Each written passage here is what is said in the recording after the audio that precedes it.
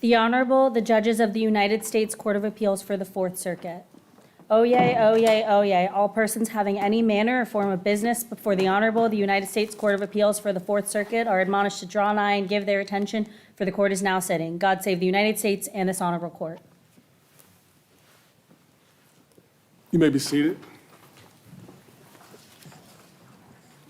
Ms. Dagan?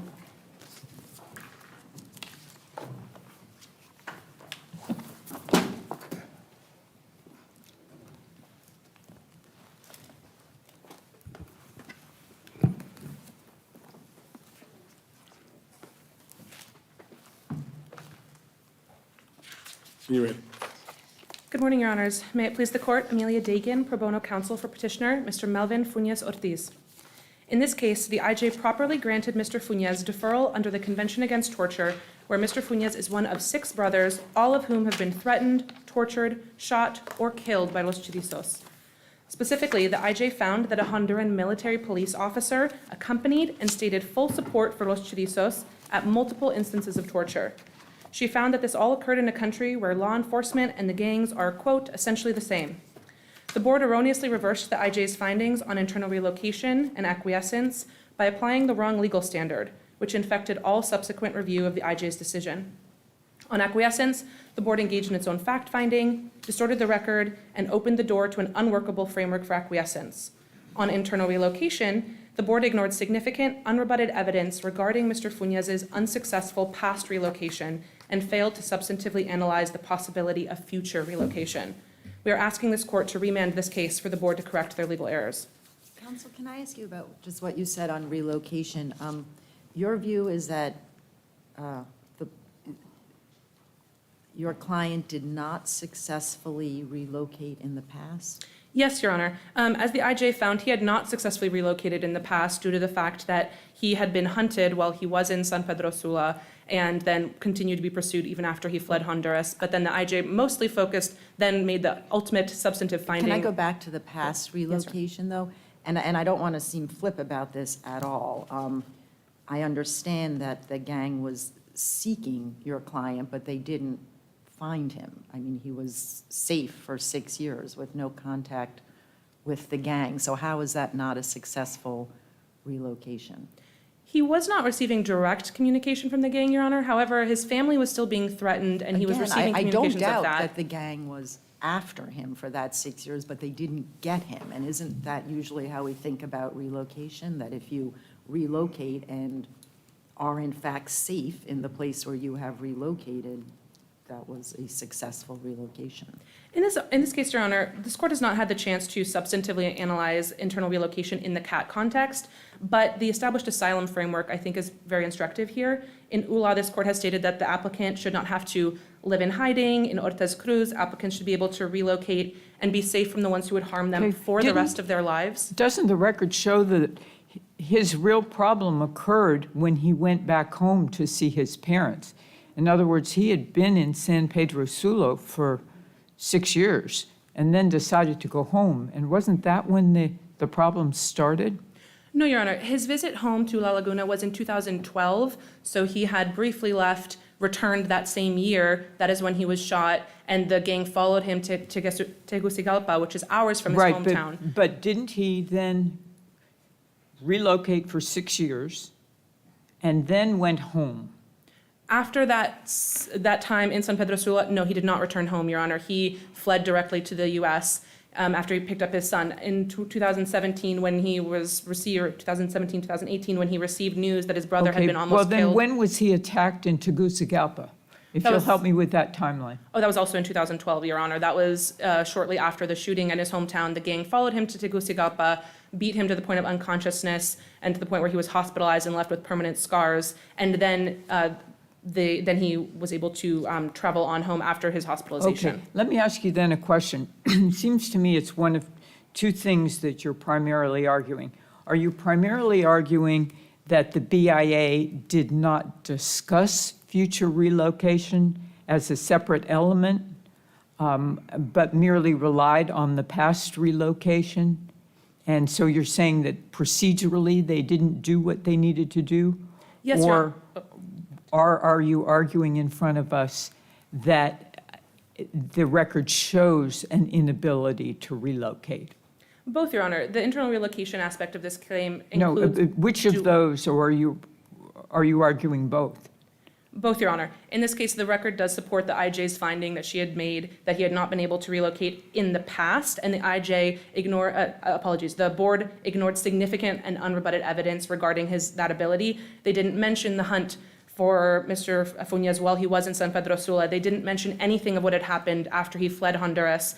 But then, to Your Honor's second point, the board improperly focused their analysis only on the past without substantively analyzing the possibility of future internal relocation, and that's what's required under the regulations. The IJ had correctly balanced all the factors in her analysis. She found that Mr. Funez had not relocated in the past, but that as ultimately relevant for cat protection, he could not relocate in the future. The board committed a legal error by really only discussing the past. They concluded that he had relocated in the past on the basis of only 3 cherry-picked facts, and that is a factual conclusion not supported by substantial evidence.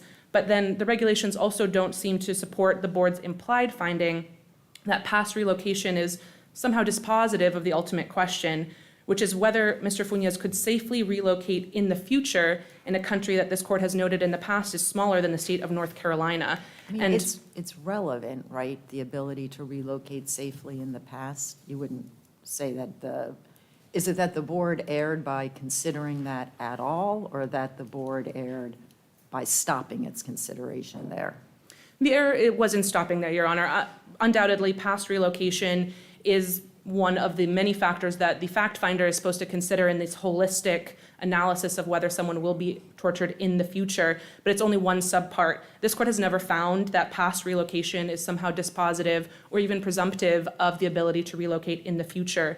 The government cited 2 cases in their briefing for this proposition that a previous relocation undermines a finding of future torture in some way. However, both were unpublished. One was from the 8th Circuit, and the one from this circuit, Romero Donato, doesn't contain any of that language that was cited in the briefing for that premise. So Well, what if the board had said, we now proceed to discuss the issue of future relocation, and the record shows a 6-year period in which he was able to relocate within the country?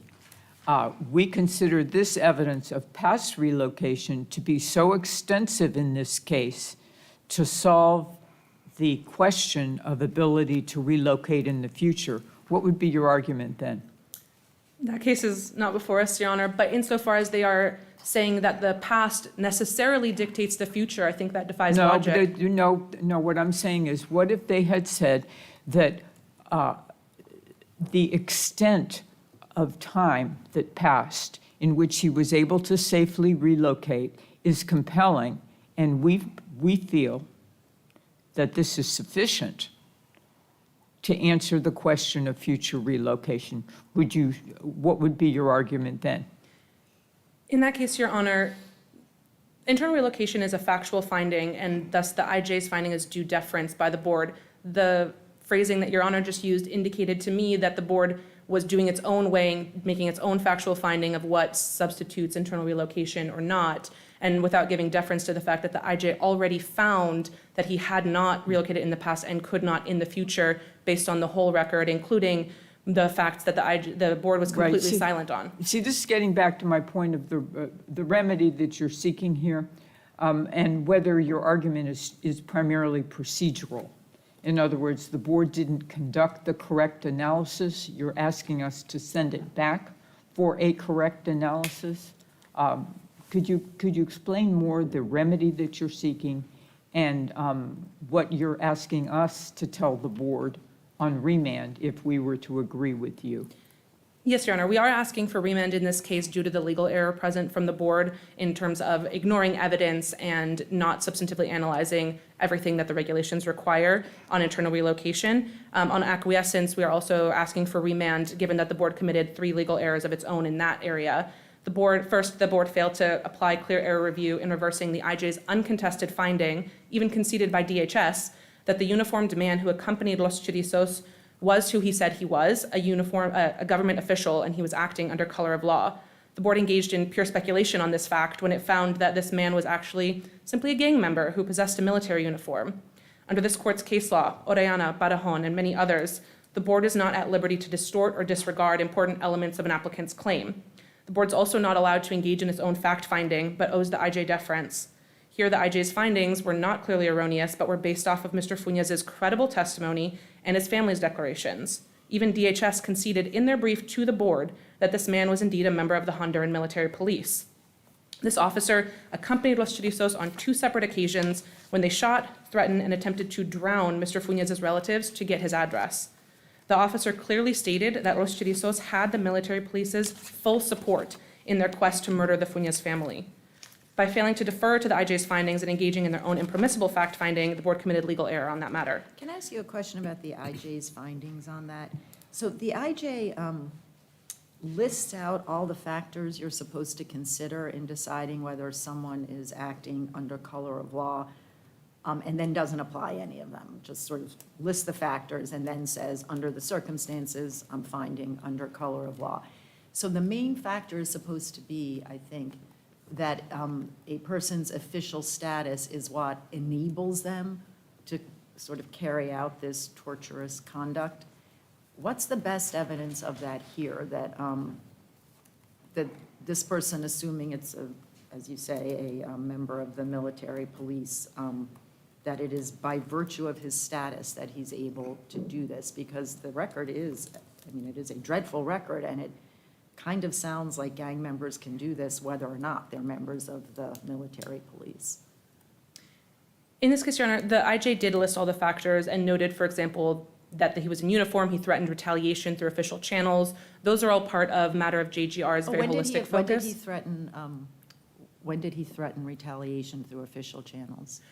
In this case, Your Honor, he was saying that there was the ability for Los Chorizos to act and do whatever they wanted, and that the military police would support them. That is through the official channel of the military police supporting this violent activity.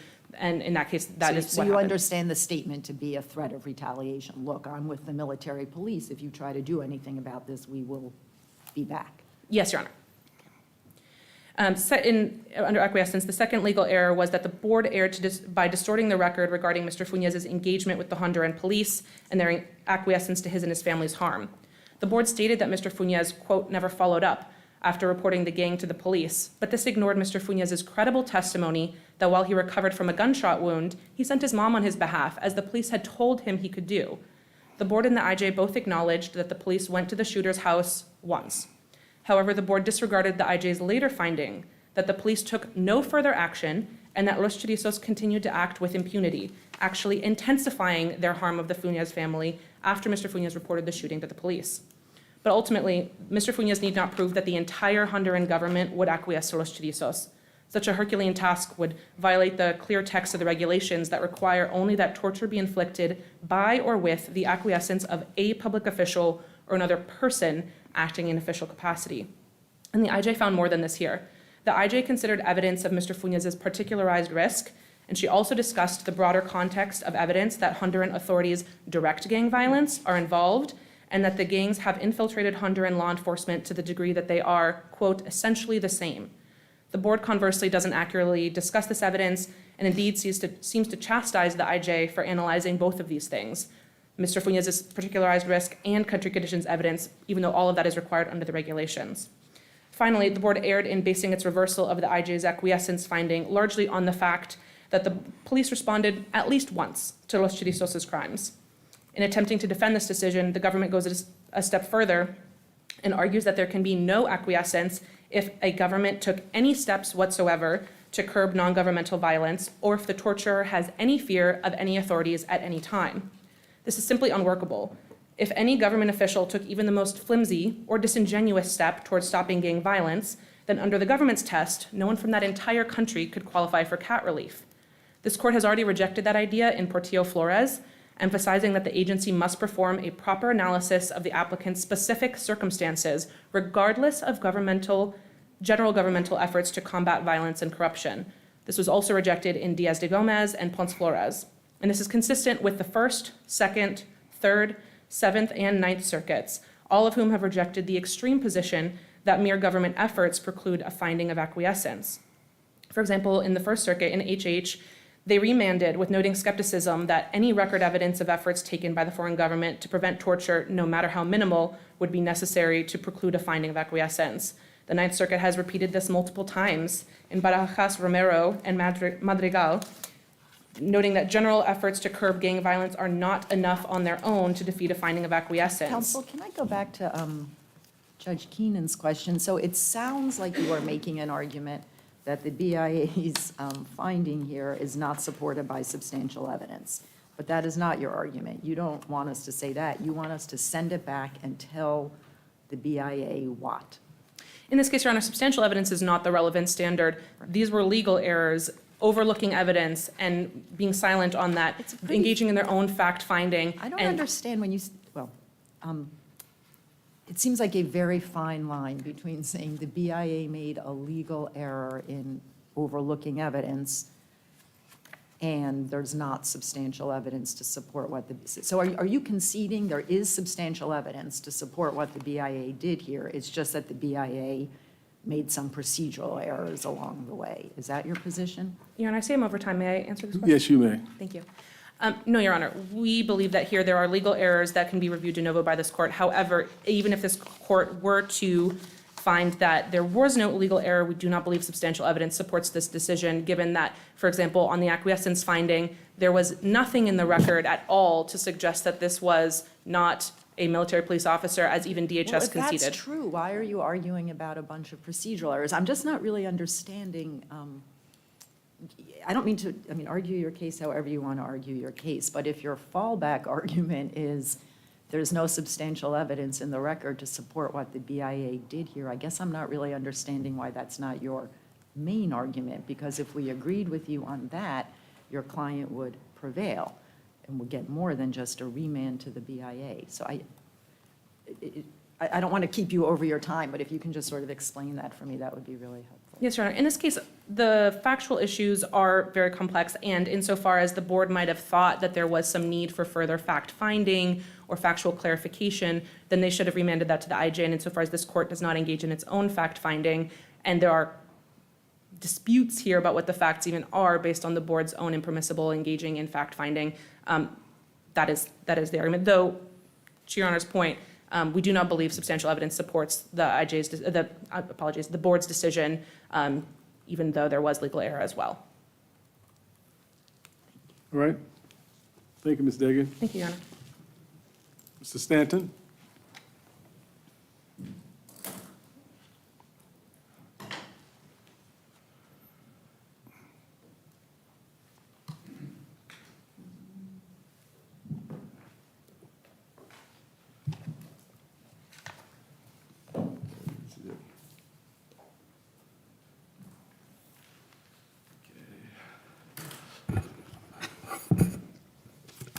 It's okay? Yes. All right. May it please the court. So it's important for this particular case that there's no question of what exactly the scope and standard of review is. The government's brief cites 3 cases in which involve this exact procedural scenario before this court, where the immigration judge granted cat protection, the board reversed it, and the court engaged in what we consider to be the proper standard of review. The inquiry is not whether this panel would do what this review the immigration judge's decision, if it was reasonable, like perhaps not uphold it in the first place. But I mean, the inquiry is whether this panel would determine whether the board's ruling was reasonable, where any reasonable judge would do what the board did, look at the record and decide that the immigration judge clearly erred. And And so, what should we do with factual findings of the IJ?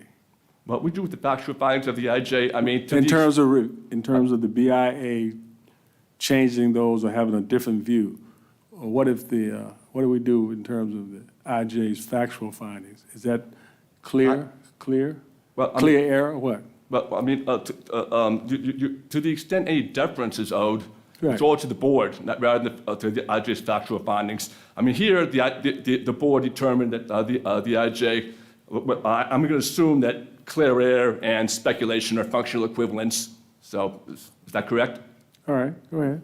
Yeah, so, but to the extent like the immigration judge found that relocation was impossible. And by the way, the immigration judge got off to the wrong start by employing the wrong standard of review. She said that the record must compel a finding Okay, of but relocation. let's get back, excuse me, I didn't mean to interrupt there, but let's get back to what seems to be really one of the Of course. main focuses that Sure.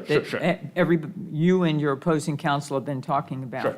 And that's the issue of relocation. Okay, sure, The sure. board never discussed future relocation. It seems to me that what the board did was make an implicit finding that future relocation, that he could safely relocate. In other words, the board never actually says that in Well, its no, opinion. the board never actually said What that, he but- says, just a second. Sure, of course. What the board says is the respondent has safely relocated between 2012 and 2018 when he decided to leave Honduras. Okay? The word future does not appear in the relocation discussion of the BIA in its opinion. So it seems to me that you have to rely on an implicit finding that the BIA is saying that the evidence of past relocation is essentially very significant because of its duration in time, that equates to the ability to safely relocate in the future. Isn't that pretty Yes, much and- where you're left in terms of the relocation analysis of the board? Yes, I would respectfully submit that to the extent what you were saying is that when the board said this past relocation was successful, I mean, it's a very easy jump to the conclusion, implicit, if you will, that future relocation is possible. Again, the standard is possible. I mean, it's a much higher standard than it is for asylum. Yes. So I hear all of that sort of as a logical matter, but it does seem that if that's the jump you're making in this case from past relocation to future, there's sort of a gap in the BIA's reasoning because there's new evidence that comes out after the petitioner arrives in the United States, and it turns out that the gang actually could track him across the country because they do arrive at his old address, I think shortly after he leaves. Now they have found him, and whatever the limits on this gang's geographic reach were before he left, they now do include this city. And so now we know more about the gang's ability to find him. So why doesn't the BIA have to address that kind of changed circumstance? Well, I mean, to the extent they found him, they only found him because, like, his brother told him where he Because was. they tortured his brother to find They out where he was. I mean, I really do think until he left, one could say the gang may be looking for him, but they can't find him. But after he left, it turns out they could find him. So why isn't that sort of a change in circumstances that the BIA would have to address if it wanted to infer from past relocation that he could also relocate safely in the future? Well, petitioner also testified that, like, he has very little family remaining in Honduras. That's on page 177. I don't know that that's a great fact for the government. The gang is systematically killing his entire family. And I But- think but- the point, at least I think the point that Judge Harris is making is you have a 5-year period from 2018 when he left Honduras to come to this country, and the date of the BIA opinion, which is November, 30th, 2020, is it 2023? I don't know the date, but no. Yeah, it has a file stamp, November 30th, 2023. So that's a 5-year period. And the record's silent in terms of the BIA's analysis of what happened to the respondent, to the petitioner during this 5-year period and how that might affect the ability to safely relocate. And why wouldn't that be a basis that we would have to send it back to the board? Well, because, I mean, again, there's other record evidence that suggests that relocation is certainly indeed possible, though. So, I mean, like, again, going back to his family, he says he doesn't know where his siblings are, so he doesn't know how to get in touch with them. Like, he tried, I mean, the DHS lawyer asked him, why don't you have more letters of support from your siblings who actually were present? He responded, I don't know where they are. They said that, like, on page 210 of the... Mr. Stanton, doesn't the intensity of the violence against him and his family that makes this case different? I mean, the BIA didn't even mention that, that didn't even consider the fact is what Judge Harris brought up, the fact that they tortured and made his family tell where he was, and they showed up at his address. That's how intense it is. Doesn't that make this case different than just he was tortured, he moved in 6 years, no problem? They were so much that they would torture his family members, say, look, you tell us where he is. That's an intensity that very few cases, I've been on the court almost 24 years, and these immigration cases, this one is just, I mean, many are horrible ones, but the intensity, I want to find him. And again, And they found where he is, where he was. yeah, But for his, through his brother, yes. but and the BIA didn't give any Again, consideration of that at all. So- his son relocated and to a place where nobody else knew where he was except for petitioner himself. I mean, there are a lot of towns in Honduras where I mean, this gang does not operate. I mean, petitioner argued in his opening brief that gangs are everywhere, and the immigration judge relied on that finding, relied on this, that gangs are everywhere. But the Maras, MS-13, and the Barrios don't seem to care about this guy. Los Chorritos is a very, very small gang. That's in the administrative record. I mean, so yes, they seem... Go ahead, Judge. I mean, it's possible that the BIA could say something like that, but they didn't.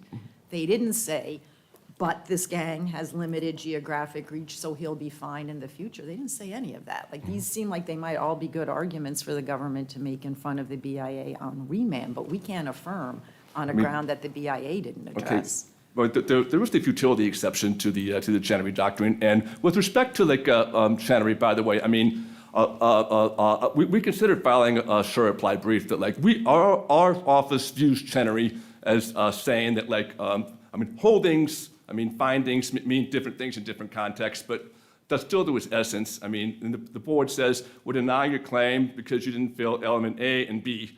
Chenery prevents the government from saying, and by the way, you also, to the court, you also didn't fulfill elements C, D, and E. We do not view Chenery as limiting the government from arguing, by the way, you didn't meet A and B based on these facts as well that were not cited by the board. We do not view Chenery as limiting the government's ability to point out why the board's ruling were supported by substantial evidence, especially in this particular case. I mean, we have to be able to respond to this theory that the gangs are everywhere, therefore relocation is impossible. No, I mean, that is not the proper inquiry. This is not a theory case.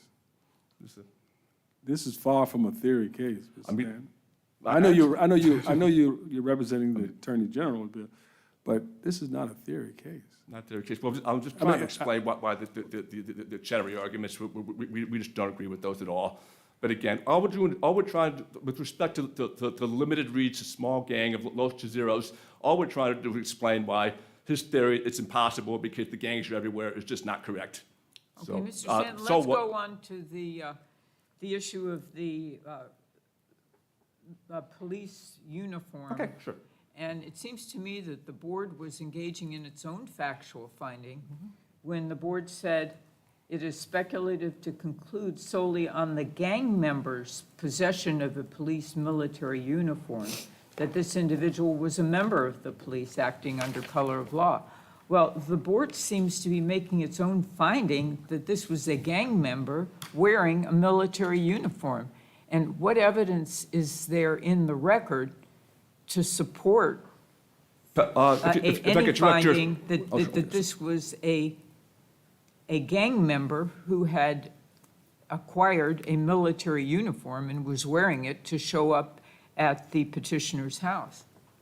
Okay, if I could direct your Honor's attention to page 163 of the joint appendix, when on direct examination, he was asked who came to his brother's house in the second visit. He said, like, Elmer, the real bad guy, and other gang members.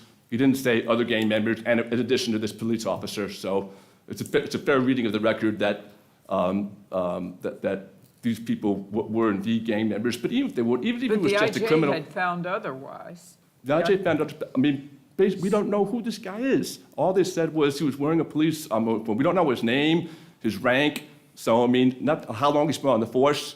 So, I mean, and there's evidence in the record that impersonating law enforcement officials is a problem in Honduras. Right, So, but I mean, it looks like the board's making a factual finding there, though. Most respectfully, I think what the board did was say the IJ's factual finding that this was a police officer was unduly speculative, and the petitioner did not meet his burden of showing that this person was in fact a police officer. I mean, that's pretty But much. the board that's pre- never says that. See, I mean, that's what. Yeah. That's the way the government You're filling reads in the the board's. blanks for the board, it seems to me. Filling in the blanks for the board, but I mean, we read like the speculative thing as the word speculative as another way of saying you didn't meet your burden of showing these things. That's the way we read it. Counsel, So anyway, can I ask you a question about what the board said here? Because honestly, I just literally don't know how to make sense of these two sentences together. okay. First, the board says the immigration judge relied on the testimony that someone had a police uniform and that someone declared that the gang had the military's full support to kill his family. And then in the next sentence, the BIA says that it's speculative to conclude solely based on the uniform that he's a member of the police acting under color of law. But the BIA itself just said the IJ relied on two things, the uniform and the statement.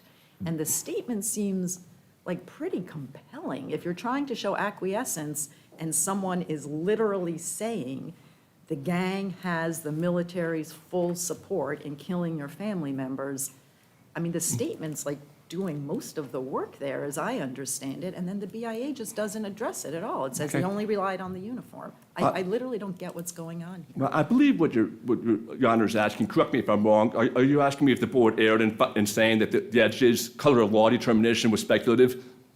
I'm asking whether, I mean, the BIA did err when it said that the IJ relied solely on the gang members' possession of a military police uniform, and I guess I'm suggesting that the BIA erred by failing to address the very significant evidence that it had described in the preceding sentence, the statement. Okay. What I believe what the board was getting at was, I mean, by citing the JGR decision, which came out a couple months after the immigration judge decision, I mean, the board was essentially engaging in a color of law analysis. So, I mean, and the board was essentially saying that, like, just wearing a military uniform and, for lack of a better word, mouthing off, I mean, saying, making these threats that, like, the military's got the full support to kill your family, is not engaging in misconduct is not sufficient to show color of law. I mean, I looked in every context. Immigration, I've looked at Federal Tort Claims Act cases. I looked at Section 1983 cases. There's a wide body of color of law, and I can't find a single decision that even remotely comes close to what petitioner is asking right now. That, like, just showing up in a uniform and threatening to do terrible things. When you're accompanied by people who clearly are not, they're accompanied by other gang members, criminals, I mean, and engaging in terrorist acts. I mean, there's no sort of official duty here. And going back to what I said about we don't know who this guy is he a patrolman? I mean, a rookie patrolman saying the military's got the gang has the full force of law to do that. I mean, if he was a commander, maybe someone who actually has that type of authority, but we just don't know anything about this guy. Because it kind of seems like that the statement would lend support to the idea both that he's actually in the police, because he's sort of at least purporting to speak for the military police, but also that he can do this because he's doing it with police support. Like, couldn't you read the statement the way your colleague does, as saying, look, the military police is in full support of what we're doing here. So A, don't bother complaining, and B, if you do, we'll be back. Like, it kind of seems like he's trying to leverage his official status to advance the persecution. Well, I mean, again, I can't find a single decision that supports that. If this court upholds that, I think it'll be the first. Petitioner Well, all cites. you would have to do really is say maybe the BIA should say something about the statement. I mean, I suppose, but I mean, again, I mean, obviously the court. I mean, you're the decision makers, so I mean, I don't think you should send it back. But I mean, but if, for additional fact finding, I mean, all right. But I mean, But even going back to the other acquiescence, I mean, like, again, this Los Chorritos is terrified of being caught by the police. And so this court has said repeatedly that when bad guys express fear of being caught, they know they can't operate with impunity. The record shows Los Chorritos members are in jail. If they have the full support of the military, why can't they do whatever they want? So, I mean, This is your Chenery point again, that we could affirm on that basis, even though the BIA didn't say anything well, about that? the BIA did say that the police were helpful and responsive Right, to but they it. didn't say anything about our case law and this idea that, look, if gang members are showing apprehension Mm-hmm. about being turned into the police, then the police aren't acquiescing. I mean, the BIA didn't say anything about that. Well, again, I mean, the BIA did make clear that, like, there was no acquiescence here. And so, and again, the BIA also did say that the police were responsive to the family every time that they asked. And so, I mean, like, when one of his brothers was killed, the investigator and the coroner showed up to do their duties. And when petitioner was shot, the police did attempt to go apprehend or question Felix, if I'm pronouncing his name correctly. He wasn't home. It's too bad. And so, yeah. Anyway, but unfortunately, petitioner. What did the BIA say about when his mother came and made an inquiry that nothing happened? Any mention of that by the BIA at all in terms of follow-up? Was there any mention in the record in terms of the BIA's decision as of following up? The follow-up, what the board did say was that, the police did not continue their investigation after petitioner had taken off. And so the mother yet did, apparently, there is the I know record. the mother did. The question is, did the BIA even acknowledge that? I don't believe the BIA actually mentioned the mother, but No, I it mean, did again, not. If the police don't have a complaining witness, I mean, there's very little point to continuing investigations. I mean, if the police did tell the mother, hey, if he comes back, we'll continue with the investigation. I mean, this court said in Larios Vargas, which is cited in our brief, that you need more than just being fearful of engaging with the police. How many family members have to die to be a serious matter? How many family members have to die? Yeah, that's what, because you're saying that in this record matter. here. It's certainly a serious matter, but we're talking about, the police, I'm sorry, we don't know why exactly the gang shot the second brother, second one. But petitioner theorized it was Los Chorritos, that the gang shot the first brother or burned down his house because he refused to pay extortion. So neither one of which has anything to do with petitioner. Is it the government's position, I guess it is, that the petitioner could have safely, after he was shot, returned home and gone to the police station, that he could have safely done that? Yes.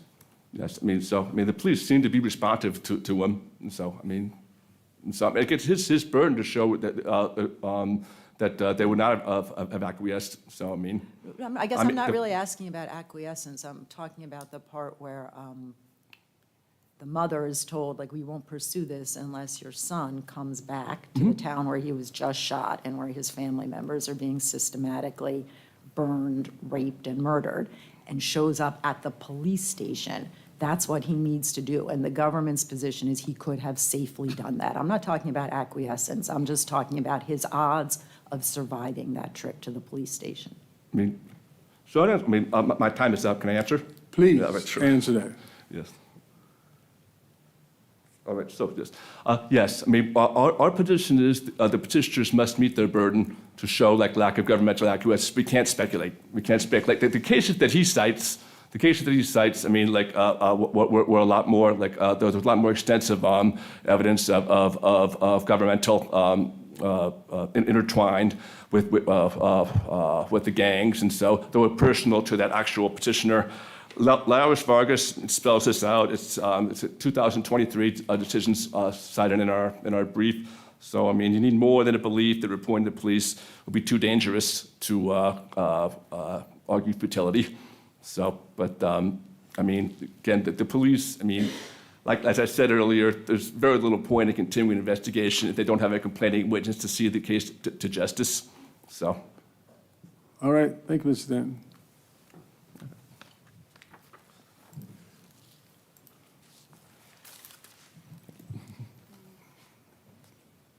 Dagan, you have some time reserved. Thank you, Your Honor. Three points on rebuttal, Your Honor. First, regarding internal relocation, the board was wholly silent on critical and unrebutted evidence regarding Los Chorizos' hunt for Mr. Funez in San Pedro Sula. They were silent on the fact that multiple family members were nearly drowned, had guns put in their mouths, guns held to their heads. They were shot and threatened in order to find Mr. Funez. They also, in those instances of torture, received the address of his son, who was in another town, and threatened to go kidnap him if Mr. Funez did not return to his hometown. This gang is able to travel, and they demonstrated that after Mr. Funez fled. The board was completely silent on the fact that the gang went to San Pedro Sula. They questioned his landlady about him, and on a separate trip, so they were able to go multiple times, murdered his nephew William, with whom he was living while he was in San Pedro Sula. This court has never posited and could never posit a test where one relocation automatically defeats a CAT claim and not account for changed circumstances and the development of the record, such as when was here, or where applicants would need to try and relocate multiple times. This is not the standard, and how could it be? How many times must one try and move? How long do you have to stay one step ahead of your torturers before it's considered enough?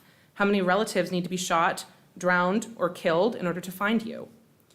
Furthermore, to justify the reversal of the IJ's past relocation finding based on anything beyond the 3 facts cited by the board in their decision is completely impermissible under Chenery. Regarding acquiescence, the board impermissibly found a new fact when they found that the Honduran military police officer was not who everyone, including DHS, said he was, and they gave no citation to anything in the record to justify this speculation. This fact-finding was not allowed, and thus the board's quote-unquote finding on this matter is not due any deference. This court has already rejected the argument that any attempt to control non-government actors or any fear of any authorities at any time would categorically foreclose a finding of acquiescence. The IJ had found significant findings here regarding the torture and systematic murder of multiple family members of Mr. Funez. His brother almost died and then had to give up his address, and as mentioned, Los Chorizos were willing to travel to find Mr. Funez and his son. Finally, in defending the board's erroneous decision, the government ignores Chenery and takes that too far. They attempt to rehabilitate the board's decision on the basis of facts the board did not rely on. This court discussed this extensively in Cordova. This court cannot affirm the board on the basis of reasons that the board did not itself put forward. The board's decision must stand or fall on its own merits, not the arguments the government marshals at this juncture. The government bases large amounts of its argument on dicta and holding from other cases, unpublished cases, including Larios Vargas. And in this case, Your Honor, substantial evidence does not support the board's decision, and it was replete with legal errors and complete silence on the facts of this case. It is not fair to say that the murder and rape and burning down of his brother's home was unrelated to Mr. Funez. He has lost most of his family there, and the fact that he has been in detention this whole time and has lost some contact with his family should not be held against him in terms of saying that it's enough to show that some family members survive in Honduras. In this case, due to the board's significant legal errors, their decision that is not supported by substantial evidence, we ask that this court remand this case to the board. Thank you, Your Honor. Thank you, Ms. Dagan. Mr. Stanton, thank you very much for your presentation. We're going to come down Greek counsel, and we'll ask the counsel in the next case give us a little time to prepare the counsel's table for the next. We'll come down Greek counsel and proceed thereafter. Next case.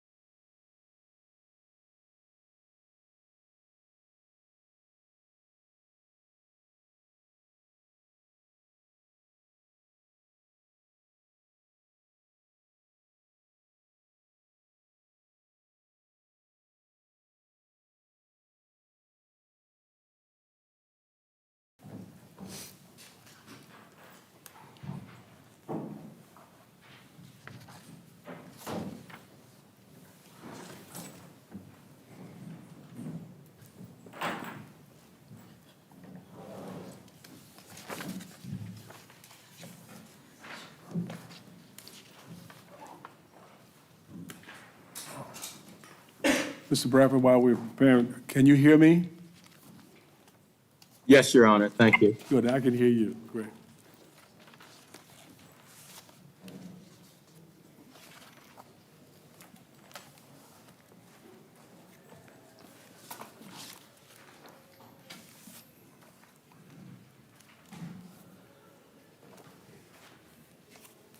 Mr. Brooks, when you're ready. Well, go ahead, go ahead. I think you're, go ahead.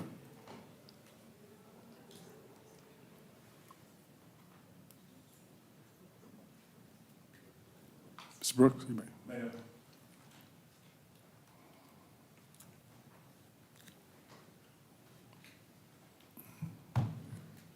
Preliminarily, Your Honor, may it please this honorable court, before the time begins, may we inquire of the court with regard to the matter that the court brought to our attention just this Friday with regard to whether the court has jurisdiction. Oh, absolutely, yeah, we think that you'd probably start there. Go ahead. All right. My colleague, Mr. McDonald, would like to address the court with regard to jurisdiction, Your Honor. That's fine with the court. Go ahead, please. Thank you. Good morning, Your Honors. May it please the court, Randy McDonald, on behalf of the state of Trina Cunningham. I've taken a deep dive into Zook and a couple of the court's other precedent.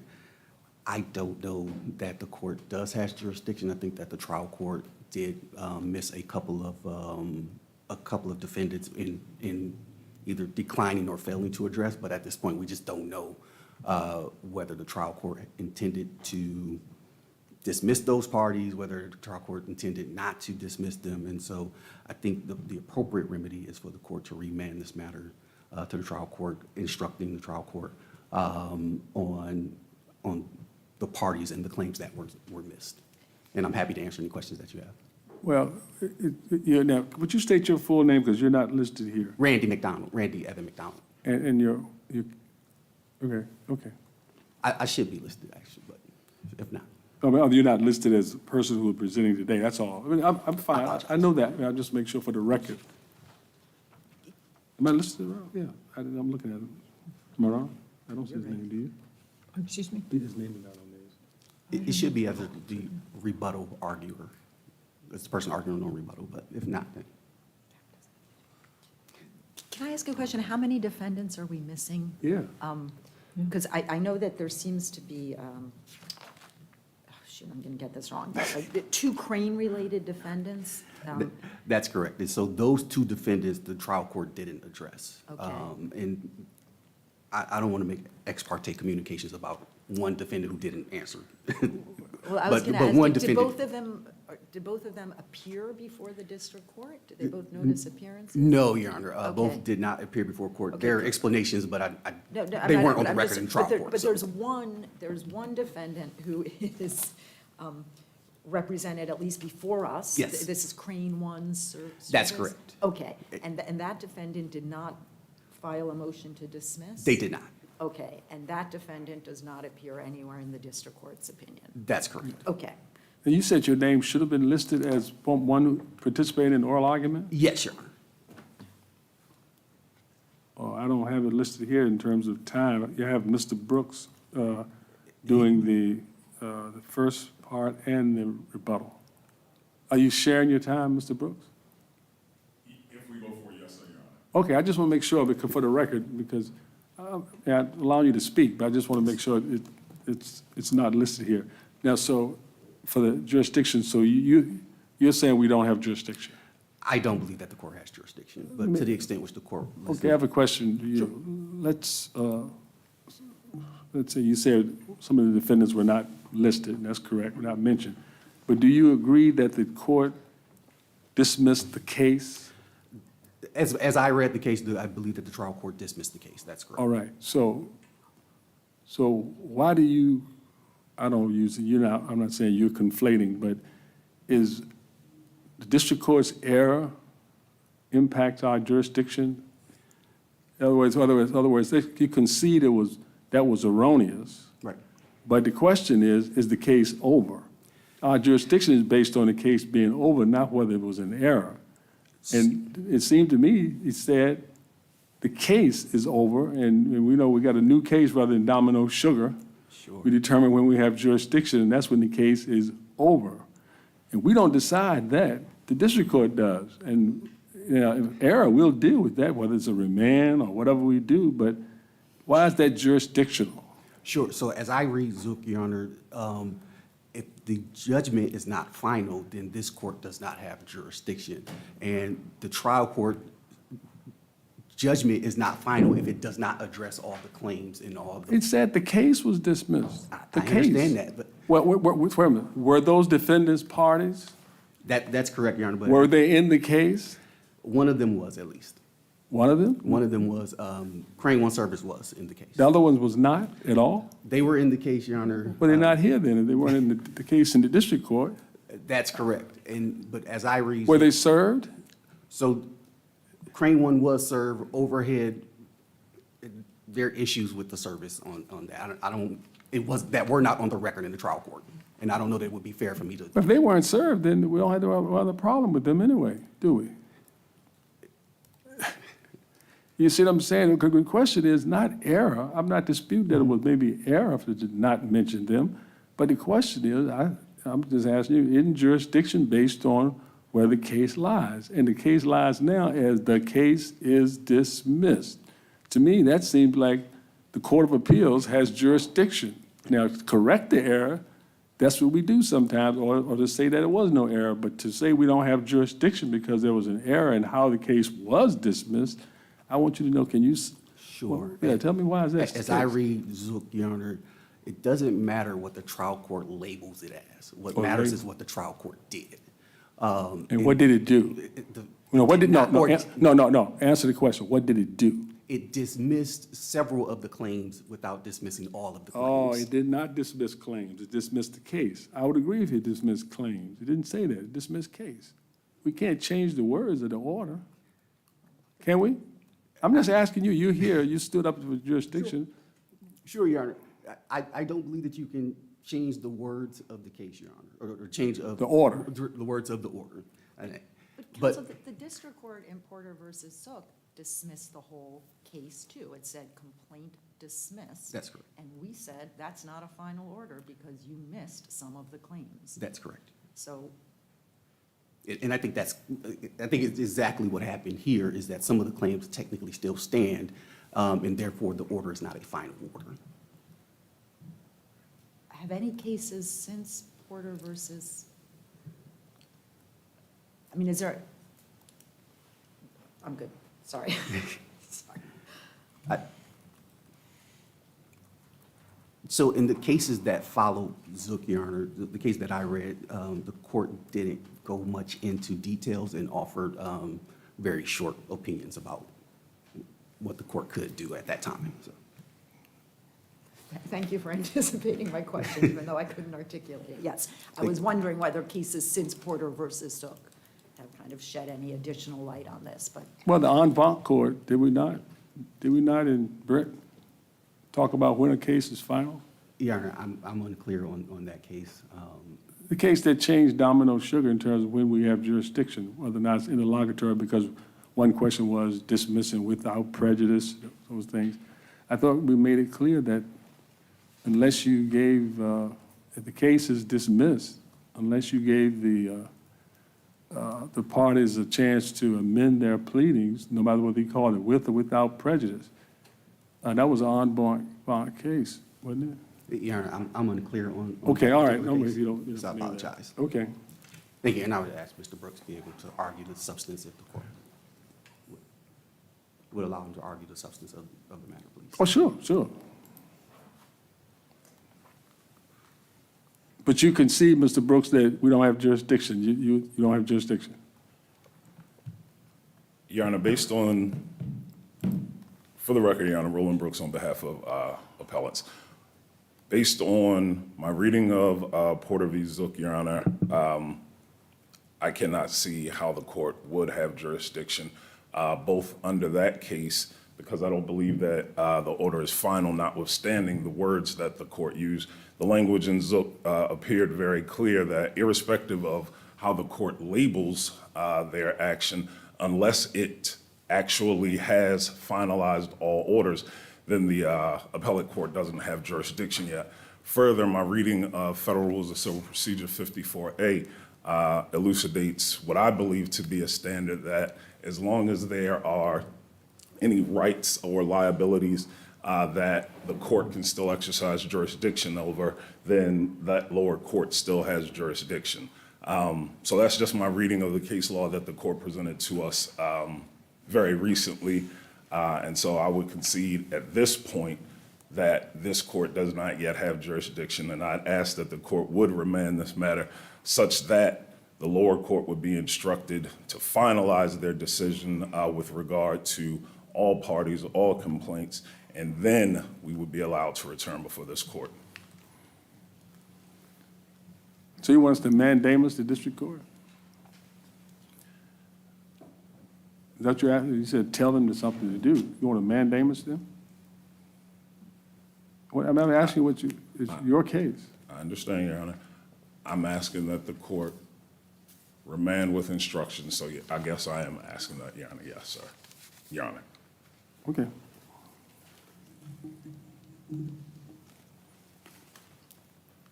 I think it'd be helpful, unless my colleagues otherwise would, we hear both jurisdiction up front. Is that you object? Whatever. Do you have any objection? No objections. You have objection? Yeah, would you, the other side want to address that? I'm asking for permission to step back. Yes, yes, right, thank you, yeah. Yes, yes, yeah. I'm happy No, to you- speak first, Your Honor. The city's, the city defendant's position on this is quite straightforward in that this is a final judgment because the court dismissed the amended complaint, which was a complete adjudication of all claims for the matter. So it's therefore a final judgment. Now, whether the court has to correct some error is a different question. That's not jurisdiction. How do you, And Your Honor, please. how do you reconcile that with Porter versus Zook? Well, I think the question in Porter versus Zook was, again, whether there was a complete adjudication of the case. And I think that in that particular case, there was a remaining claim that was not substantially discussed. So I would defer as to substance to my colleagues in the private defendants. But as for the final, the general principle for final judgments is, has the case been fully resolved? And with the dismissal of the amended complaint, there is no case left. Therefore, this court does have jurisdiction. All right, but counsel, doesn't Porter say specifically that when a district court mislabels a non-final judgment as final, that doesn't make it so? We have to determine whether the judgment is final ourselves. And in this case, the district court specifically listed Freeland-Hoyce, listed Gannett and Fleming, Ohio Gradings, Poole and Kent, and was silent as to Crane 1. So how is this judgment final as to Crane 1 when you keep in mind that Porter versus Zook says you can't just say it's final and that makes it final. It has to be final based on its substantive content. Well, again, Your Honor, I think that you look to the effect of the district court's order, and the district court's order was that the amended complaint was dismissed in full. Whether that dismissal was erroneous is a different question. It's not jurisdictional. In reference to Porter versus Zook, if there's some substantive reason that the dismissal should not be found to be final, that I think that's a slightly different question. But I do believe that this is a final judgment because the entire amended complaint was dismissed.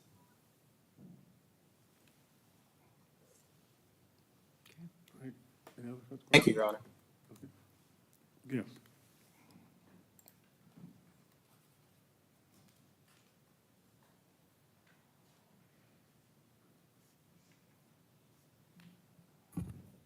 Good morning, Your Honors. May it please the court. I'm Victoria Shearer, and I'm arguing on behalf of my client, Freeland, Hoyce and Crane.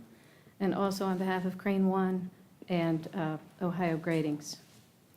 And I did want to address the jurisdictional issue, if that's okay. Yeah, that's what you're here for right now. Right, okay. So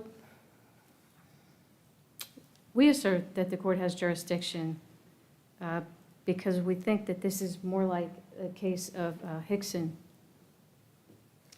versus Moran. It's 1/4, 297, 301. It's a 2021 case. And I read Zook, and I understand what you, Judge Harris, are saying and what you, Judge Keenan, are saying, but I think that this case much more is similar to the Hickson versus Moran case. Because if you're going to apply the construction of Section 1291, that is substance over form, you know, it says practical rather than technical construction. And so if you do that, and you look at what happened here, you can see that the district court actually did address the claims of Crane One Services, against Crane One Services. And that's because my client, Freeland, had all of the same exact factual allegations made against it as plaintiff made against Crane One Services, and those claims were fully addressed by the district court. Yes, the district court's opinion fails to mention Crane One, which I assume is probably because Crane One Services did not file a motion to dismiss, but instead filed an answer. But nevertheless, under Hickson, this court can address the case and find jurisdiction because the components of all claims were addressed by the district court. And so Hickson involved an inmate who alleged inadequate treatment for his diabetes while he was in prison. And the district court construed that as one claim, sort of, and in its opinion talked about the fact that the doctor had a good reason for not prescribing him insulin. But the alleged second claim was one of deliberate indifference based on the fact that the medications other than insulin were allegedly not addressed. But this court noted that those claims were actually addressed because the court discussed that he did assert other medications were at issue other than insulin, and the court quoted from the doctor's testimony and other things that showed that the court was fully aware that there was a second allegation based on other medications. And so this court held that there was jurisdiction under the exception, I would say, to Zook, if you call it an exception, where there was a recognition of the claims and the components of the claims were fully addressed by the district court. And I think that's pretty similar to what we have here. The only factual allegation against Crane One that was different than the factual allegations made against my client was my client was said to have contracted with the city in 2018 and prior to 2018, meaning no later than 2017. And with respect to Crane One, the complaint alleged that they had contracted with the city in 2018 and 2019. And as you know, the incident occurred in June of 2020 or 21, I forget, I'm sorry. But it was no relation, no connection, no factual allegations that would connect either of those dates to the incident at issue. And then there's lots of other reasons that goes to the merits, though. So here we have a district court opinion that technically failed to address the claims against Crane One, but for all intents and purposes, fully addressed them. And so why should we go back and have the district court readdress it all just to fix this technical problem? And then I'll come back here and argue about the merits again. It wouldn't seem to make much sense, and it wouldn't be an efficient administration of court procedures or justice. So that was all I had to say, if you don't have any questions. It does seem a little bit different in that there's sort of an entire defendant who didn't, it just seems so clear what happened here, right? 4 defendants file motions to dismiss, the district court rules on those motions to dismiss, and then there's just kind of like a gap somehow between that and then the dismissal of the action, because there's this fifth defendant who never even moved to dismiss, and there's an entire, like, party with claims against it sitting on the district court docket, and nobody has addressed that. That seems kind of like a real loose end, and jurisdiction is kind of notoriously formalistic, and so I do worry about that. Right, and to Judge Gregory's point, the entire case was dismissed. That was the Well, last. I know, but that's Porter versus Zook again, or I think maybe that one was even judgment was granted. And I'm like, well, you said judgment was granted, but judgment granted, case over, but you missed something. And that was just more like in this Hickson case, like, well, there's like a variant of the claim you didn't address. This is an entire defendant. I cannot get around the fact that she did not mention Crane 1 in her opinion. Yeah, it doesn't seem like I can't it was- avoid it, but I think it's not significant in this case, like, as I've just explained, Yeah, so I don't want to okay. repeat myself. Okay. Counsel, you have nothing to add? Nothing to add? Okay, all right, Thank you. all right.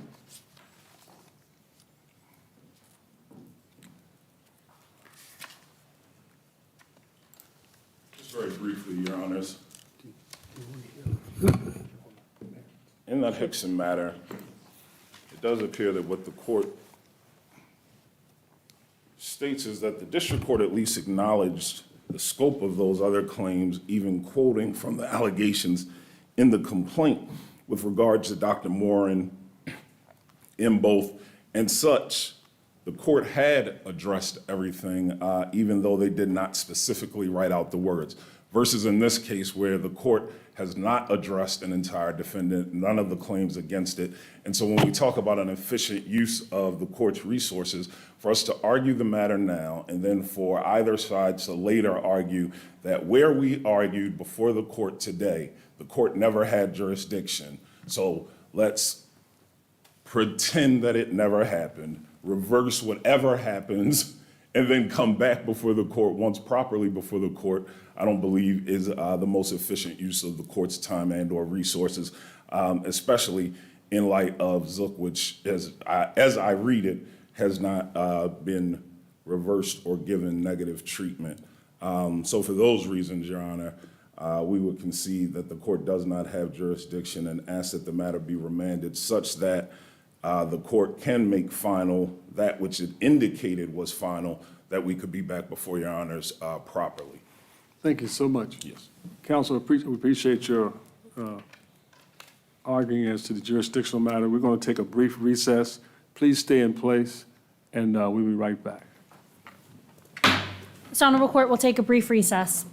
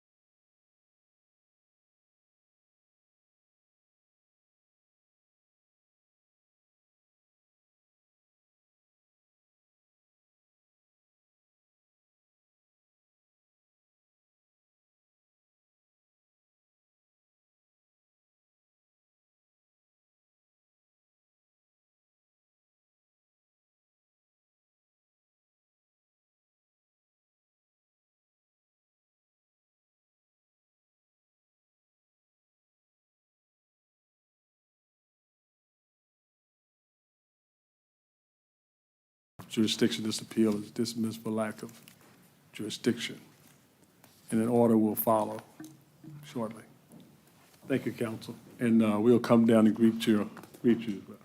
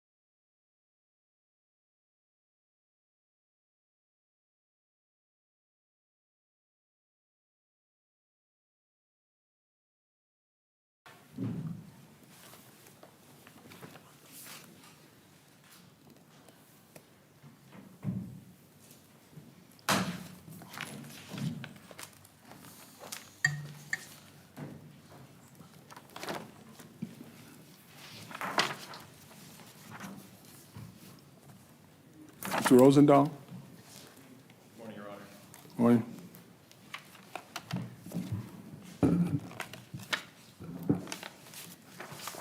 May it please the court, Matthew Rosendahl of Kelly Guzzo PLC on behalf of the appellant Steve Kovacevic. Your Honors, in 1998, Congress passed the Homeowners Protection Act to address the substantial burden that private mortgage insurance premiums place on low and middle-income Americans.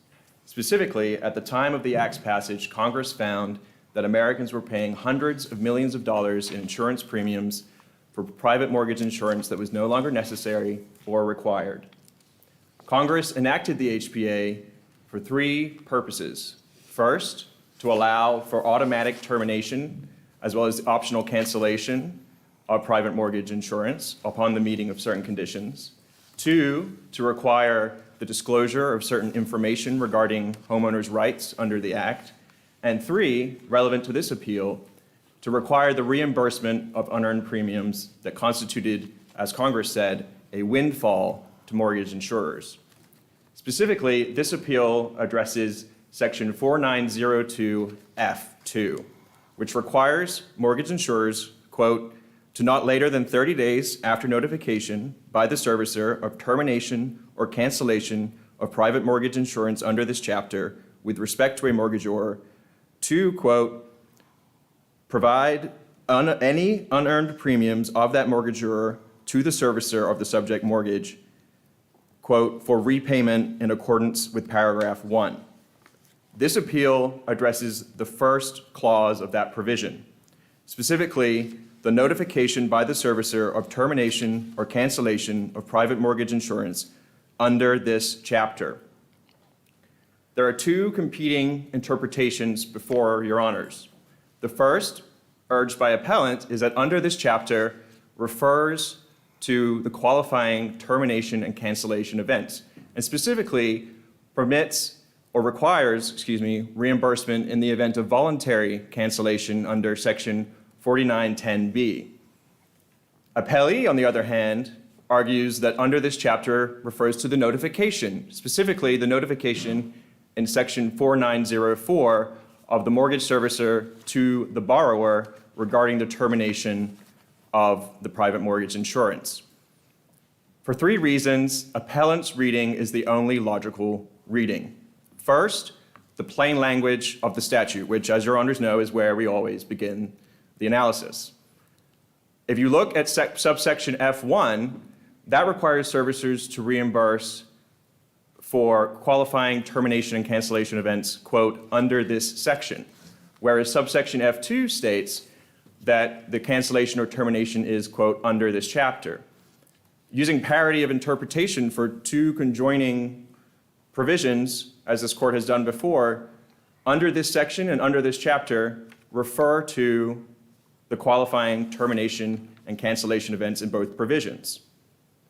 On the other hand, if you were to apply under this chapter to the notification, to say that that's referring to the notification under section 4904, there are several problems. First, section 4904 discusses notification of the mortgage servicer to the borrower. It does not discuss notification being provided to the mortgage insurer, which is what the issue in subsection F2 is.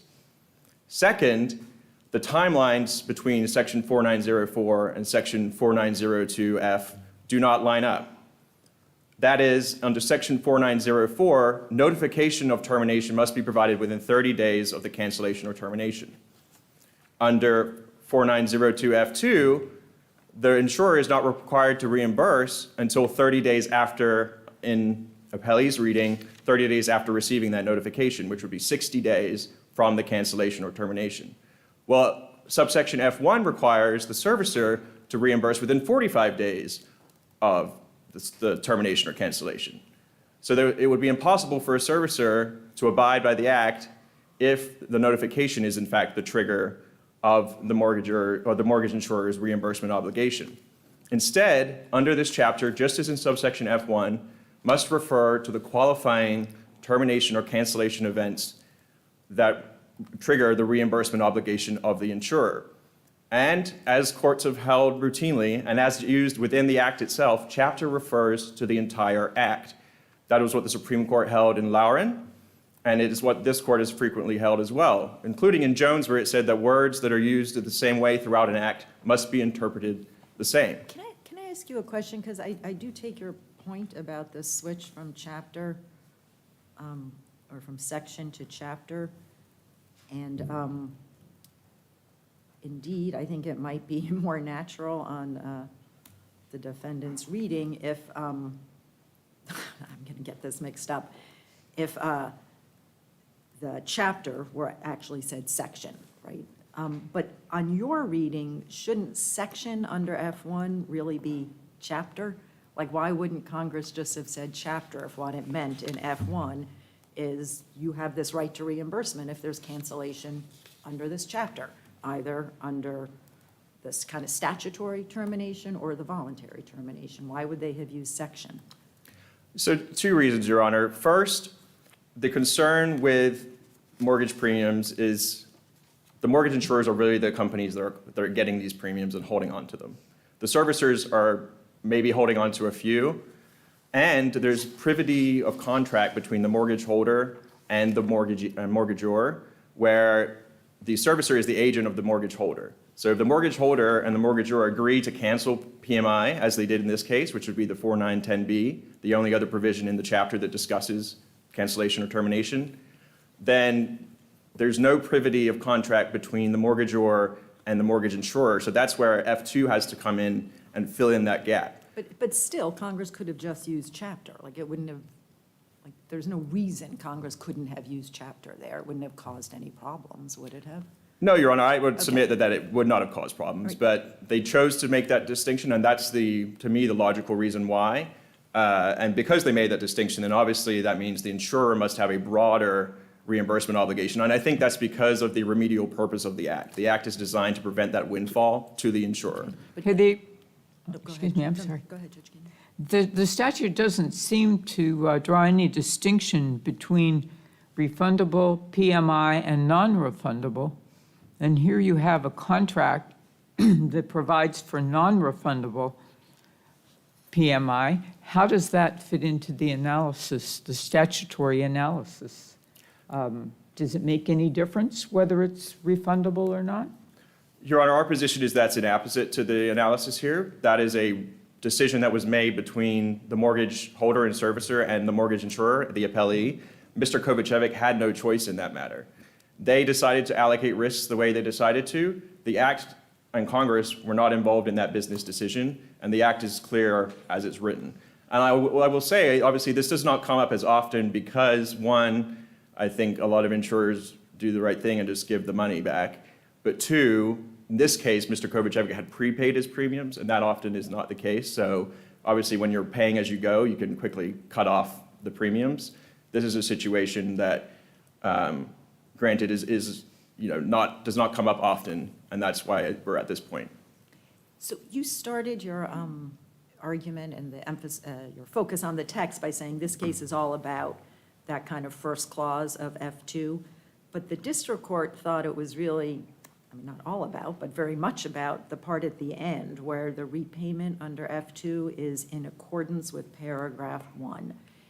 And it does seem to be a pretty natural reading of these two provisions that, F1 says when the borrower is entitled to this reimbursement, and F2 kind of provides for the transfer of funds so that the reimbursement in F1 can be made. Why is that not a natural reading of these two provisions together, the way the district court read them? So 2 reasons, Your Honor. First, the rule of the last antecedent, in accordance with paragraph 1, is modifying repayment. So that is instructing that once the unearned premiums are transferred to the servicer, who's the one that has the contact with the mortgagor, it makes sense for that to be the case, then it states that the purpose of that, so that the servicer isn't just holding on to that money, it avoids the problem that appellee raised in their response of the servicer just ending up with this windfall instead. Well, that's why this section says for repayment in accordance with paragraph 1, which instructs that the repayment should be to the mortgagor as it is instructed under paragraph 1. Why doesn't it just say for repayment to the mortgagor? That is a choice that Congress made. I will admit, Your Honor, it's not as artfully written as it could be, but I believe that's how it was applied in other cases where they've said in accordance with. It modifies the noun immediately before it. The repayment must be in accordance with paragraph 1. And you're also running into the problem that the provision is very clear that the insurer must return any unearned premiums that it's in possession of.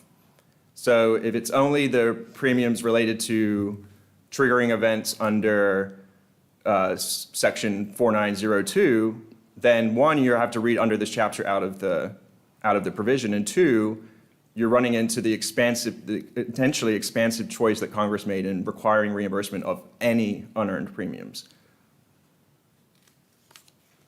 Under this chapter and in accordance with paragraph 1 cannot coexist unless you read it as under this chapter referring to the qualifying cancellation and termination events, and then in accordance with paragraph 1 as denoting the purpose of the repayment.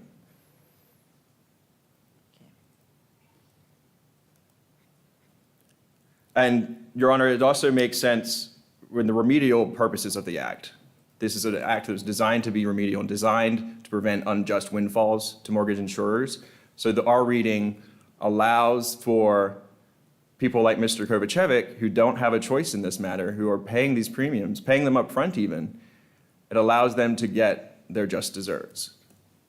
Can I ask you just a question about, kind of related to that, about the practical import of all of this? So you've already explained, right, that most people don't prepay these fees, so this issue just isn't going to arise. Like whenever there is cancellation, whether it's statutory or voluntary, there will be no unearned premiums because they'll just stop coming, right? Mm-hmm. Yes, Your Honor. So for mortgagors who do prepay and then they get an early cancellation, are we talking now just about a delay in recovery? Like on the defendant's reading, or on the district court's reading, would it mean that your client would never be able to recover those fees, or would it be that he'll have to wait until he hits the point of statutory cancellation and then he can get them? See what I'm saying? Yes, so Your Honor, that's where we run into the issue because he's now voluntarily, so the 4910B says even before cancellation or termination date, you can voluntarily agree to cancel PMI. That's what occurred here. So he stopped getting PMI. He's not getting any, his mortgage holder isn't getting any benefit from that. There's no purpose to the insurance. So there's no cancellation or termination date that's applicable now because he's canceled the PMI completely. It's over already, so it's already that over. statutory date goes So this away. is how F2 accounts for that. It says, well, in these events where, because if you're doing voluntary cancellation by agreement, which is the only other provision of the Act that could possibly be under this chapter, then there's privity of contract between the mortgage holder, who's the principal of the mortgage servicer, and therefore can bind the servicer. But there's no privity of contract between the mortgagor and the mortgage insurer. So that's where F2 comes in and says, well, insurer, you also need to do this, because otherwise there's no, Because your briefs said, and this is what made me think of this, that under the district court's reading, borrowers like your client are out of luck, as the insurers have no obligation to return the premiums already paid unless they wait for the cancellation or termination date to arrive years in the future. So that's what made me think you were suggesting that, oh, yes, so I apologize for that, Your Honor. So that's saying that they have no incentive to do the early cancellation, they're just going to have to wait. I see, there just Yes. won't be an early Yeah, they're just going to have to then Got it, continue got it. paying premiums or continue receiving this insurance that due to the rise in value of their home or improvements that have been made, and this is becoming more common these days because of the post-COVID surge in home prices, that they would, there's no incentive or ability really for them to get anything out of the voluntary agreement, even though it's indisputably not necessary anymore. So that's why you have, they would have to wait, essentially. I did not mean to suggest No, that got it. the act requires them to wait. Thank you, understood. Well, that is, so for those reasons, Your Honors, we would say that the plain language of the act, the remedial purpose, and then the practical realities of the privity of contract between mortgagors and mortgage holders all lead to the only logical conclusion, which is that under this chapter refers to the qualifying cancellation and termination events. And the only other provision of the chapter that refers to cancellation or termination is 4910B, which is voluntary cancellation or termination by agreement, which is what occurred here and was alleged below. And therefore, the district court erred in dismissing Mr. Kovachevic's claims. If there's nothing further, I will yield my time. Thank you, Mr. Rosendahl. Mr. Froelich?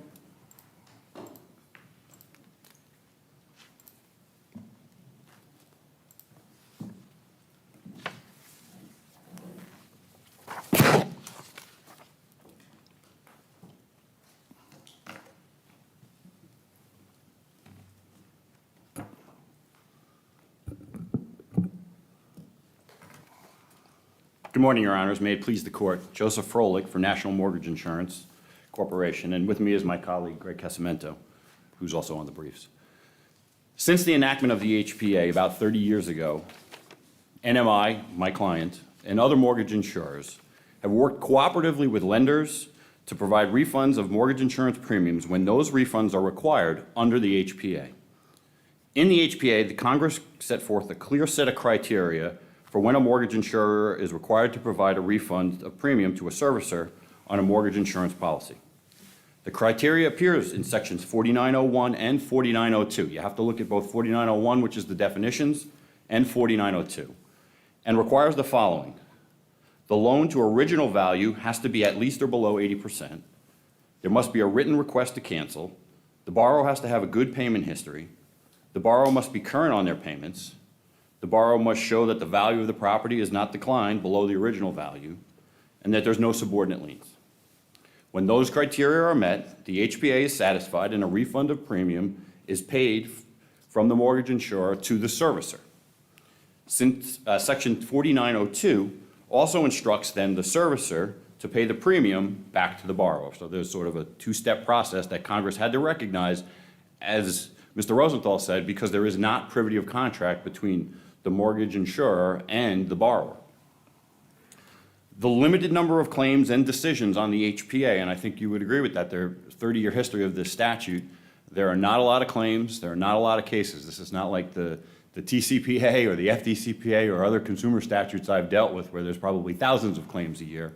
We're talking about maybe a dozen in 30 years of the statute's existence. With these limited number of claims, it's evidence of the fact that the mortgage insurers, the lenders, and the borrowers understand when the HPA requires a refund of premium to a borrower, and that in those cases, the refunds are made. My client has been operating like that and under these rules since they came into existence. They actually are not, Mr. Rosenthal talks about the industry needing to be reset and to be fixed. My client didn't exist at the time the statute was created. So they've always existed in the world of the HPA, and they follow the HPA. We're talking about millions of loans since the HPA was passed. Undoubtedly, the HPA is a remedial statute for borrowers that was passed to fix circumstances that existed 30 years ago.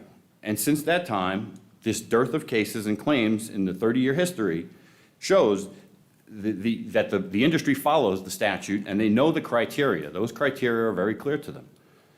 As an initial matter, it's important we got to understand what PMI is. It's private mortgage insurance. PMI protects the lender. It does not protect the borrower. The lender will typically seek PMI when a borrower does not make a down payment of at least 20% of the cost of the property because you need this credit enhancement is required. The lender wants that so they are able to sell the loan to the GSEs, Fannie and Freddie. PMA provides the protection if the borrower defaults and the lender has to foreclose and ultimately sell the property. If there is such a loss, the mortgage insurer pays the lender to cover the loss. The borrower never gets paid from a PMI policy. It's also important to recognize that the lender buys the PMI directly from the mortgage insurer. The mortgage insurer has no contact with the borrower. As appellant freely admits, there is no privity between the borrower and the mortgage insurer. The HPA sort of recognizes this structure. Nowhere does the statute require the mortgage insurer to directly pay the borrower, but instead the statute has criteria that when met, sets forth a specific procedure for the mortgage insurer to pay the unearned premium to the servicer, and then the servicer must pay the unearned premium to the borrower. In this case, because the appellant did not meet the criteria Congress set forth in the statute, the appellant asked the lower court and is now asking this court to craft a remedy for him by pulling together various sections of the HPA that no court in the approximately 30-year history of the HPA existence has ever required. Appellant simply cannot escape that the facts of this case do not meet the HPA's clear criteria to require a refund of premium by the mortgage insurer, and therefore no refund was required from NMI. Appellant's patchwork attempts to tie together various sections of the statute, namely 4902 and 4910, to fit the facts of his argument to create a new liability for mortgage insurers is simply not supported by the plain language of the HPA, nor has any other court ever adopted this interpretation. Counsel, in fairness, I guess, this kind of what you're calling a patchwork approach, where you look to other sections of the chapter, I mean, it does seem, there is the word chapter in subsection in F2, and usually if Congress uses the word section, a term of art, in one subsection and then immediately follows that by switching to the word chapter, like that means something. So I'm not sure that it's, that just sort of saying, well, this is a patchwork approach. Well, I think, Your Honor, the fact that, yes, obviously the statute says section and chapter, and it says what it says. First of all, I don't think the court has to accept that the distinction, they then want to point it right to 4910, right? But the problem is 4910, but take a look at 4910, Your Honor, and 4910 says it will end the requirement for mortgage insurance. It doesn't say it's ending the mortgage insurance, right? If you look then back at 4902 F2, that's ending the mortgage insurance, right? So they don't necessarily line up. And I think a more reasonable interpretation is to look at the fact that they go to in order to get rid of the in accordance with, they go to the law of the last antecedent. And just to make a point on that, I think you look at they're looking at the last noun, you have to look at the whole clause, right? But if you again, look at the whole section where it says under this chapter, right? We submit that it refers back to 4904, the notice provision, because you're looking at, I think you have to read 4902, F2 and F1, you have to read them in coordination, right? So they're coordinated both in the fact that where's the money coming from? The money is going to come from the mortgage insurer has to give the money to the servicer, then the servicer will give the money to the individual. You have to have that structure. The timelines fit up. One is 45 days, one is 30 days. There's a 15-day gap in there so that the money can go from one party to the other party. So I think Judge Walker got it right, that you have to read these sections. You can't divorce these sections from each other. Yeah, I understand Yeah. all of that, but I guess I'm just saying, if you're right, wouldn't this just be a lot easier if under F2 it said section, not chapter? Then yes. this would all make sense. I think you're right, Your Honor. It would be easier if it said section. But I do think the distinction becomes important because I do think the reason why Congress was putting it that way is I do think you're looking back towards the notice. I think you're also looking back towards the definition. So the cancellation date, that definition is within 4901, and that becomes important because that's one of the criteria.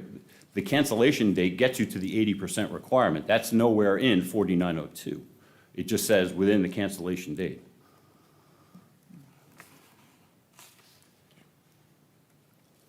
Appellant simply, I believe District Judge Walker did get it right.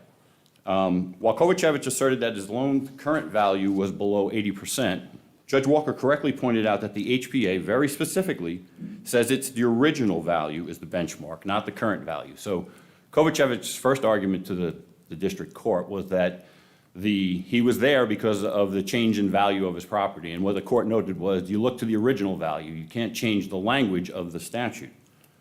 Judge Walker then also rejected Kovacevic's secondary argument that he did not need to even meet the 80% requirement for a refund.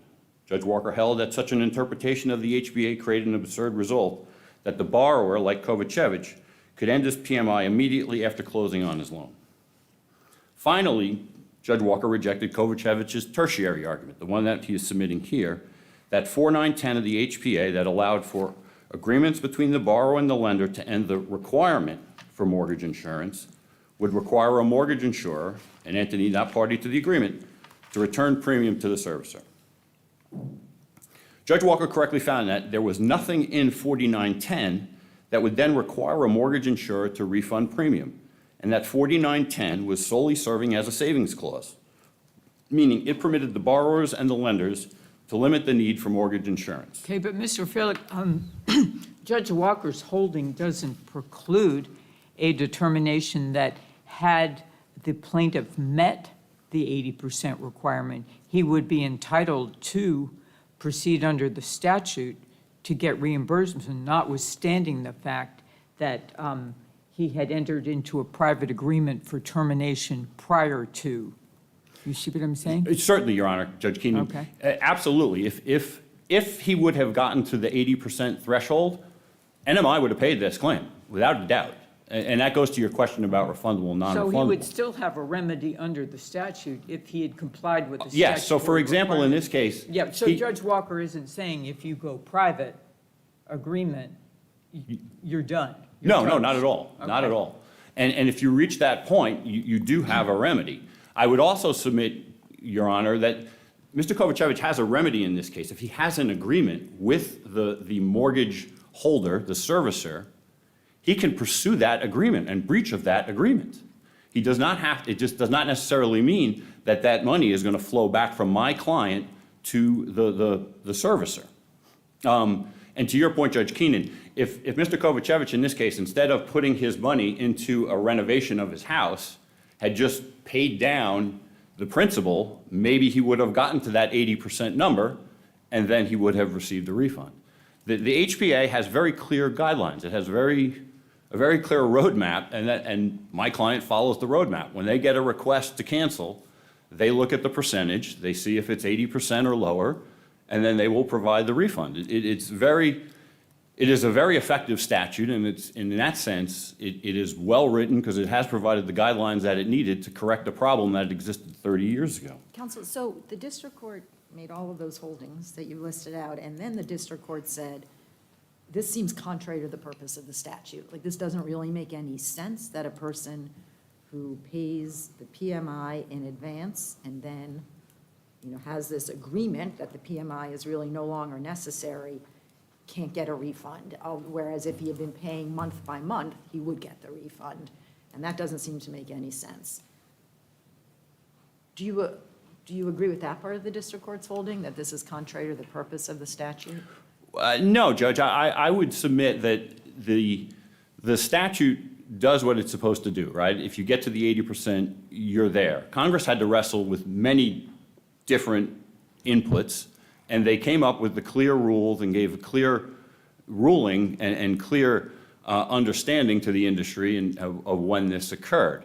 In this case, if you, again, want to enter into an agreement with the mortgage, the mortgage holder wants to enter into that agreement, are free to pursue the mortgage holder / the servicer to enforce that agreement.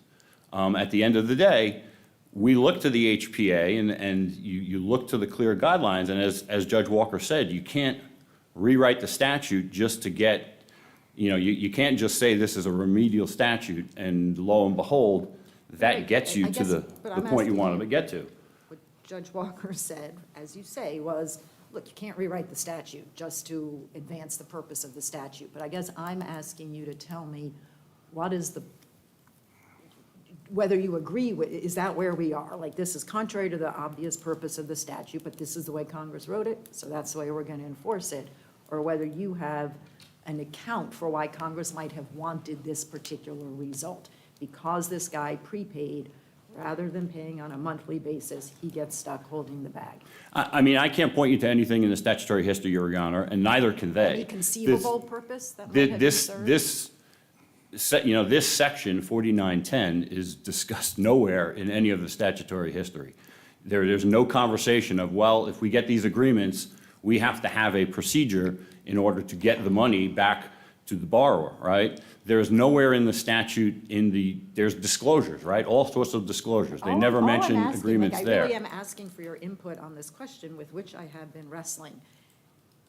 Does that just look like an oversight? Like Congress just kind of blanked on the fact that some people might pay in advance and it's not that many people, that's a plausible account? Or was there some reason why Congress wanted people to be able to get a refund if there's a statutory termination, but not if there is a voluntary termination? Maybe there's a reason, and if there is, I would be delighted if you could share it with me. Judge, I haven't been able to find a reason in the statute. I mean, I have to admit that. There's no case law on this issue, right? There's nothing but the very general idea that this is a remedial statute, okay. And here's the roadmap that we've set for the industry to operate. What's the reason for the saving clause?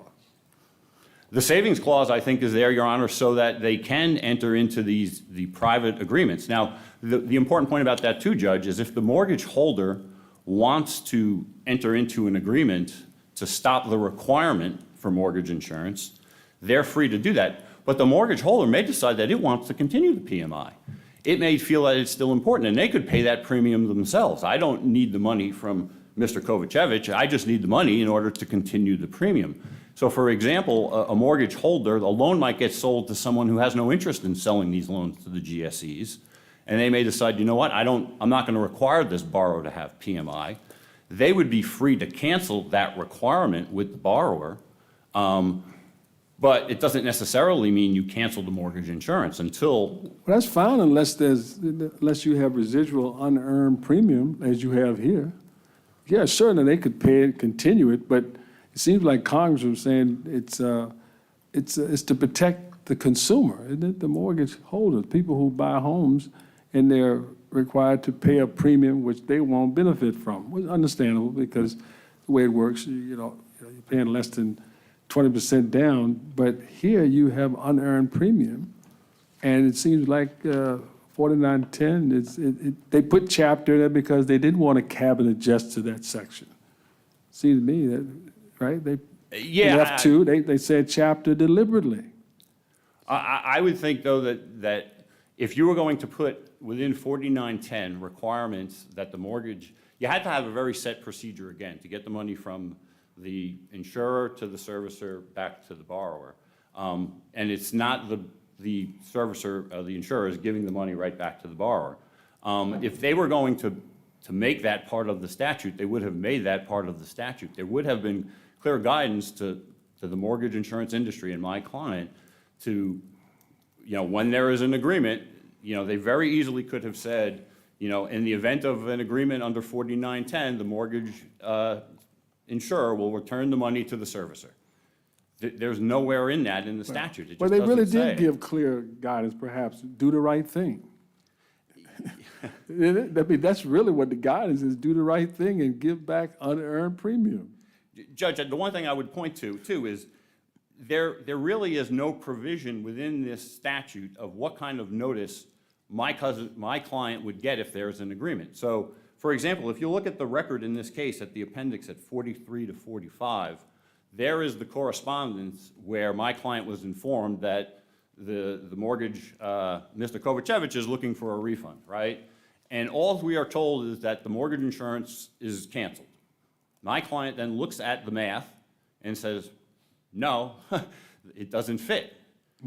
We're not told, hey, it's canceled because there's an agreement under 4910 that you have to suddenly then comply with. We don't even know there's an agreement. We just know Mr. Kovacevic is looking to cancel the mortgage insurance. If there was such a requirement of an agreement, you think then there would be something in the notices where my client is supposed to be specifically told, this is a cancellation by agreement under 4910. Oh, okay, so that's different. What about unjust enrichment? Is there a claim for unjust enrichment in a state cause of action? I don't think so, Your Honor. I think there are cases, including the Hermanson case that we cited in our brief, where claims for unjust enrichment, I believe, have been deemed to be preempted by the HPA. So I don't think that claim would be a claim you would bring against the mortgage insurer. Basically, the appellant here is trying to establish a whole new system of liability. Again, it's been 30 years. Nowhere has there ever been a case where anyone has brought forward this concept that if there's an agreement, you suddenly have to, the mortgage insurer has to provide the refund back. There is a remedy for for Mr. Kovacevic. He can bring a state court action claim against the servicer who says, we have an agreement. Great. They can pay that money back. Money is fungible. The money, the servicer is free to enter into those agreements. If the servicer or the mortgage holder wants to end the requirement for PMI, again, they're free to do so. But what the HPA does not allow is that the mortgage loan holder can recover premium from the mortgage insurer. It has been that way now for 30 years, and the appellant provides no reason why we should change the law at this point. For this reason, we believe the court should deny the appellant's appeal and should affirm Judge Walker's order. Thank you, Thank Mr. you. Furley. Mr. Rosendahl, you have a few minutes reserved. Thank you, Your Honor. I'll just address a few points from my learned colleague. First, he spends a lot of time talking about how NMI follows 4902, and this is not just about 4902 and cancellation and termination when you hit the 80% and so on. This is about Congress's choice of the words under this chapter in subsection F2. And the appellee cannot get around those words. The only way they can get around it is to try and say that that's referring to the notification. But there's no provision in the chapter that discusses notifications being provided from the servicer to the mortgage insurer. The only provision is 4904, but again, that is about notice to the mortgagor, the borrower. And it is also, the timelines would not add up. They would not work if you said that under this chapter referred to notification in 4904. Instead, under this chapter has to refer to the qualifying termination and cancellation events. And the only other provision in the chapter that discusses that is voluntary agreements to terminate. Now, the notification makes sense within F2, the fact that there must be notification, because of course, as we've talked about, there's no privity between the insurer and the mortgagor, so of course the servicer is the intermediary that needs to provide some sort of notice. Here, as appellee admits, there was notice. They were told that they had canceled the insurance and they requested a refund of the premiums. All that the appellee had to do at that point, as they admit, is do the math and figure out what portion of the prepaid premiums should be returned to the mortgagor. That makes logical sense within the statute. It makes logical sense because of the purpose of the statute. The purpose of the statute is to prevent unjust windfalls. And to Judge Keenan's point about, well, if you don't have a right of action until under a voluntary agreement, you can at least wait till the cancellation or termination date. The Act specifically contemplates that you can voluntarily agree to cancel PMI, and we should not require homeowners to wait for the cancellation or termination date, especially when the home values are increasing such that they're able to avoid the need for the PMI in the first place. We're not here to say that PMI is evil, that PMI is bad, but there are times that Congress has said that it becomes no longer necessary, including when the parties voluntarily agree to get rid of it. And when that happens, the HBA is designed to prevent the insurer or the servicer from getting unjust windfalls from that decision. And that is why F2 is crafted with the under this chapter language. This is to address a loophole in the fact that when a mortgage holder and a mortgagor agree to cancel PMI, yes, there is a contract. And yes, you can bring a suit against the mortgage holder. But the mortgage holder is not the one holding the premiums. It's the mortgage insurer. That's where F2 comes in. That's where Congress has made a policy decision to say any unearned premiums, it could not have been more expansive, any unearned premiums in possession of the insurer must be returned to the servicer for repayment in accordance with paragraph 1, which means for repayment to the mortgagor by the servicer. That is what the logical reading of the statute is. That is the loophole that F2 is addressing versus F1, and that is why appellant's reading is the only logical reading that meets both the plain language of the statute, its remedial purpose, and simply doing the right thing. Thank you, Your Honors. Appreciate your time today. Thank you, both counsel, and for your presentations. We're going to ask the clerk to adjourn the court until tomorrow morning, and then come down and greet counsel. This honorable court stands adjourned until tomorrow morning. God save the United States and this honorable court.